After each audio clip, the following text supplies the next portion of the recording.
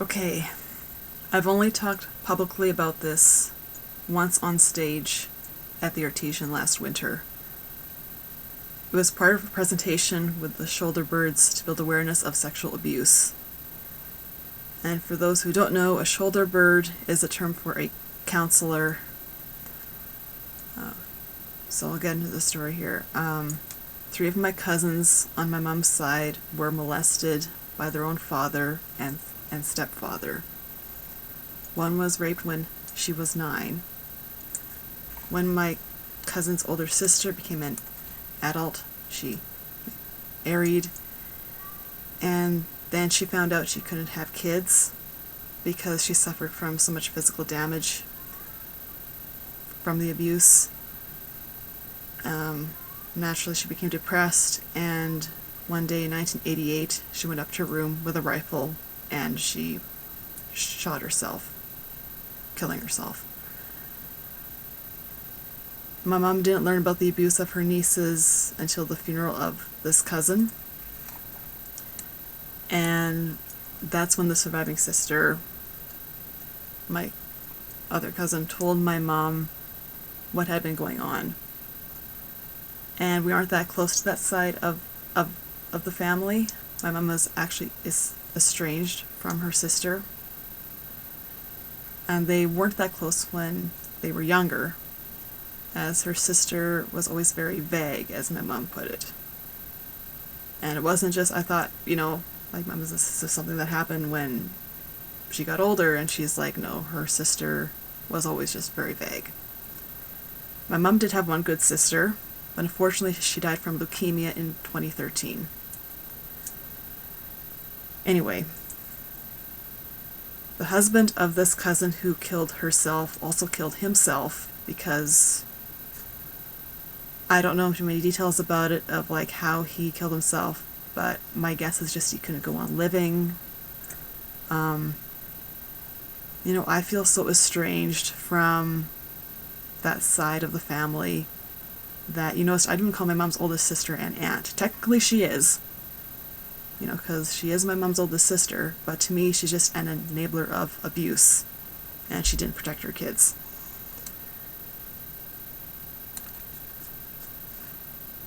This is how estranged we are from them. My mom's sister and the sister's husband, they live in a home close by.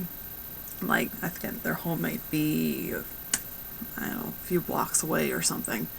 And we don't even visit them because the molester is in the same room as her, and we can't stand to see the scumbag. We don't know if my cousin's brother was abused or not, but he killed himself in 2000. He hung himself. So, this abuser essentially murdered 3 people from the abuse he put my cousins through. And my cousin's husband killing himself shortly after my cousin killed herself. And my cousin killed herself in 1988, and then I don't know what year her husband died. So, was probably a few short years after that. I haven't made any videos talking about the metoo movement, but I will say that I feel lots of anger over what happened to my cousins. I feel angry that this abuser killed them. He might not have held a gun to their head or hanged them himself, but his abuse drove them to kill themselves. Everyone deals with abuse differently. Obviously, some people work through it with therapy and survive, but other people don't. And I think back, when I see comments on my videos, every woman gets comments on videos that are sick, let's face it. When I hear about the scandals that happen, whether that's YouTube or Hollywood, or I hear about something that's happened to a friend or somebody that I'm acquainted with, of some sort, I just feel angry at the way that society is. Like, how can this happen? And actually, when the Me Too movement began in Hollywood, what my first reaction was? I thought, I'm not surprised that this, that so many people are coming forward and saying these stories happen.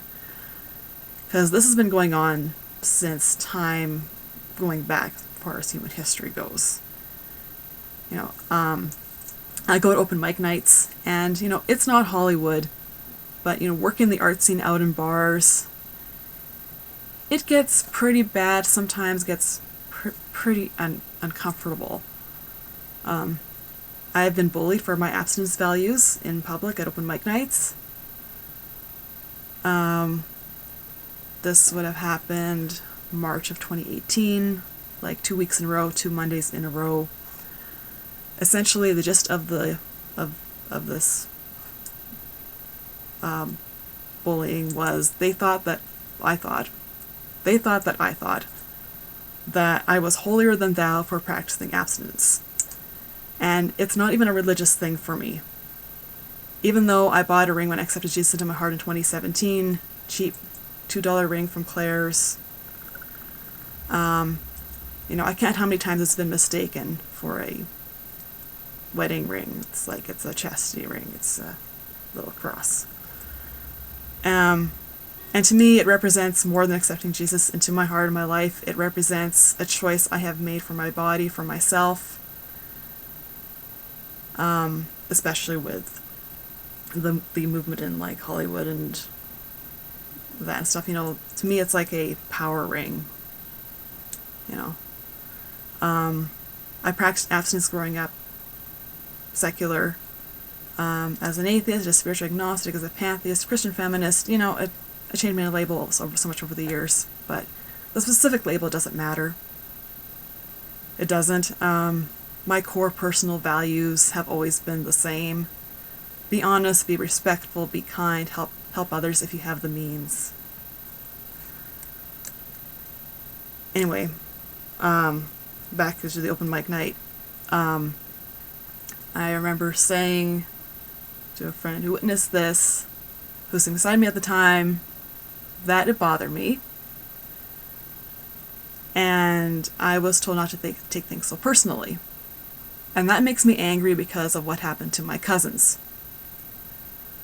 Which, people didn't know that at the time. I don't tell that to everybody, just some close friends. And at first I thought, okay, am I taking this too personally? But then after thinking about it for quite some time, I thought, I have every right to take things personally. And, I stand with the women and the men who have come forward to talk about what happened to them. What scares me most about the incident open mic night and being bullied is maybe this comes from being an empath. I don't know. It was just like there was so much anger coming from the bully. I don't know. It's like this darkness and anger, and just you feel the energy of that, the negative energy. And anyways, this open mic night, when the bullying happened, I just froze up. That's my natural response. I have a freeze response. And then after some time, then I feel angry.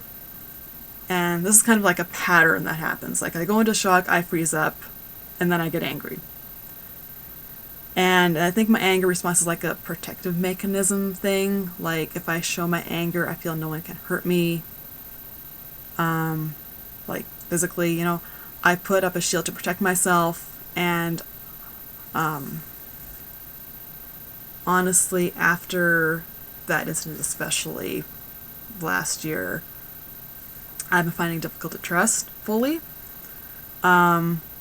I have built a wall around myself, and I hate being this way, but I don't know what to do about it.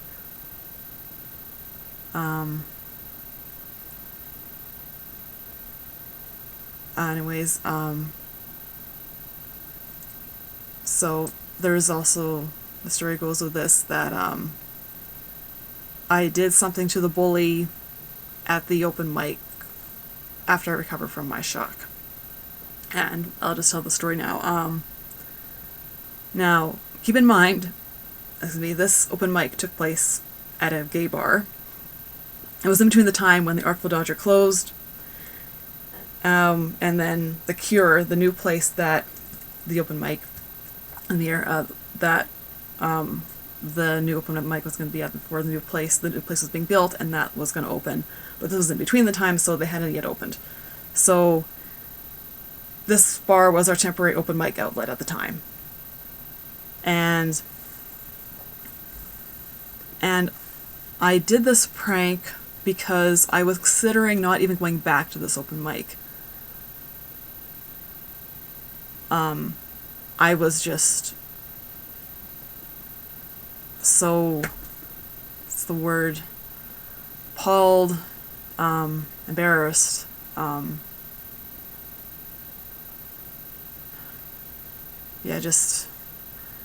I thought about it, and I thought, I can't let one asshole, one jerk ruin art for me.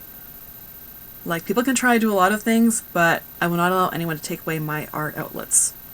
Like, comedy, music, poetry, that means the world to me. And if, like, someone threatens that, well, no, I try to take that back. So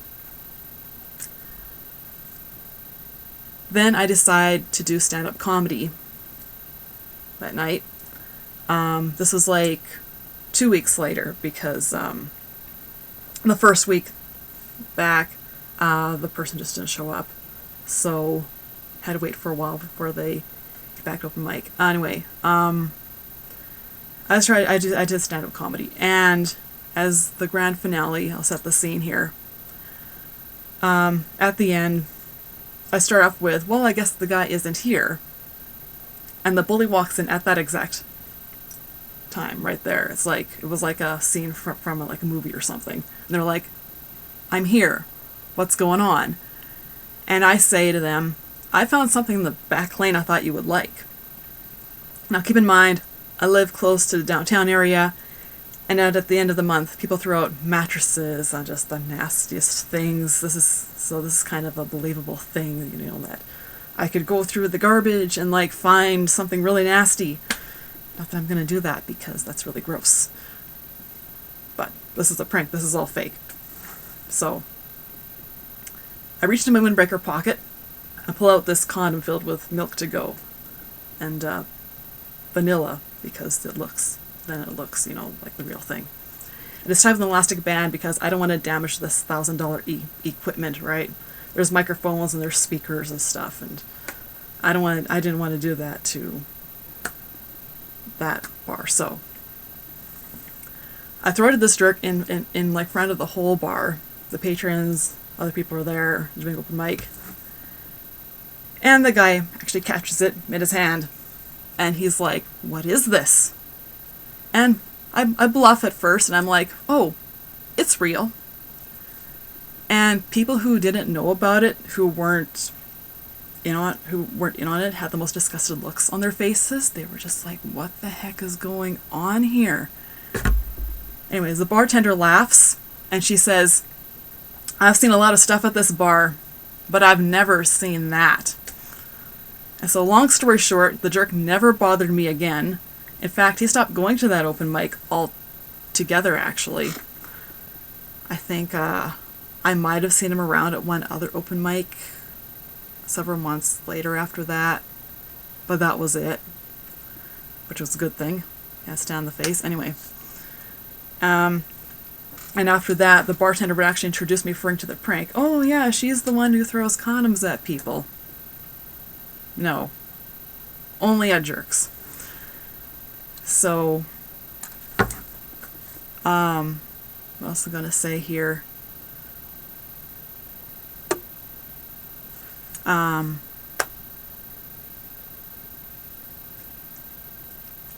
Yeah, when I first started with the Apostolic Church, this was like 2009-ish, I guess, January 2009. Anyway, I think I started talking about my cousins and stuff, and they didn't want to hear about this stuff. It just caused me to feel more isolated. It's like, you hold on to the pain in your heart and you don't know where to turn, who to talk to, sexual abuse, sexual bullying, coercion, blackmail, revenge porn, all that kind of stuff. I understand it makes people feel uncomfortable to talk about. And I just have a few thoughts about why I think that is, other than obvious. Most people are attacked by people they know. Now, are people attacked by strangers? Yeah, sure, that happens, absolutely. But,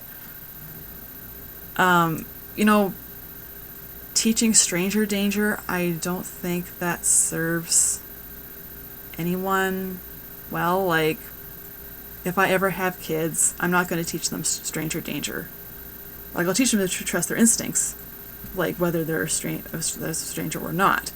When they sense discomfort around someone, whether that person is a stranger or someone they know, trusted authority figure or not, listen to your instincts, listen to your gut. Because I've gone through that myself, doubting myself when I sense discomfort around people, even when I know the person, or at least I'm acquainted with the person, or maybe I don't know the person very well. And when I've told friends about situations like that, they'll say, "Oh, not so-and-so, they're so nice." Yeah, probably in public. I mean, how well does anyone really know? I don't know. And sometimes the thing that makes me gag is when I'll hear some people talk about these guys who bully over these things, and they'll say, "Oh, they're so polite and like well-mannered," and like, really? Like, do we really know? I don't know. It's hard to really, I don't know, after being bullied like that, you kind of go through a phase where it's just like hard to know who to trust, and like it's just hard to know. And don't even get me started on my cousin's stepfather. They are an elder. They are an elder in their community. I think that was when they were on the reserve. Actually, they're in the city now. But the guy never spent a day in jail. Their father since died, but the stepfather's still alive. He's like in his 80s, and my cousin survived, who didn't commit suicide. She didn't want to go through the court process because it's very long and very demeaning, again, all over for the victims. So she chose not to go through that, even though her husband is a RCMP officer, and he was like, when she told him of what happened to her and her cousins, he's like, I put guys like that away in jail. But she didn't want to go through the process, so.